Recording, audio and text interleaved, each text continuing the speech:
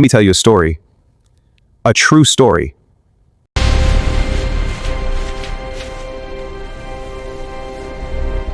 There was a man named Daniel, not perfect, just trying to survive life like the rest of us. He worked in a system where everybody cut corners. But Daniel, he refused to play dirty. No bribes, no shortcuts, no compromise. At first, people laughed at him. Then, they got uncomfortable because his life exposed theirs. And that's when the plan started. They said, we need to get rid of him.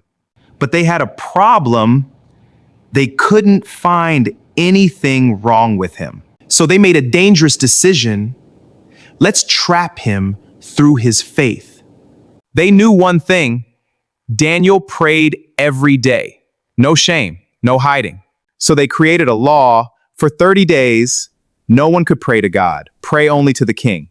And if you disobeyed, you will be unalived. Now think about that. If you ever found yourself in that position, what would you do? Anyway, Daniel heard the law. He understood the consequences. And then he went home and he prayed like he always did. No fear, no compromise. And they caught him.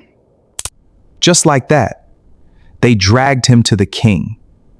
And even the king was troubled, but the law couldn't be changed. So that night, Daniel was thrown into a den of lions. Real lions. Hungry lions. The kind nobody survives. And the entrance was sealed. Darkness, silence, just Daniel and God. The king couldn't sleep. He was worried. At sunrise, he ran to the den. Daniel, are you alive? And then a voice came back. King, I'm still here. My God sent his angel and shut the mouths of the lions. Not a scratch, not one wound. What was meant to destroy him couldn't even touch him. And this is why this matters. Some of you feel surrounded right now. Pressure, fear, uncertainty. It feels like the whole world is against you. But hear this, when you stay faithful, God shows up in places nobody can help you. Daniel didn't fight back. He stayed faithful. He remained consistent and wasn't afraid. And this story, it's from the Bible. The story of Daniel in the lion's den. You can find it in Daniel chapter 6. If this touched you, stay faithful. Because even in the den, God is still God. And he will deliver you. Just like he delivered Daniel. Before you scroll, let's jump to the interesting part of the story, because what happened next changed everything. The same people who set Daniel up were now watching in shock. They expected a funeral act. They saw a miracle.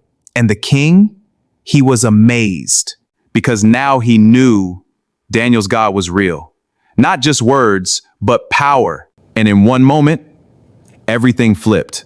The trap they set became their own downfall. The king gave a new command.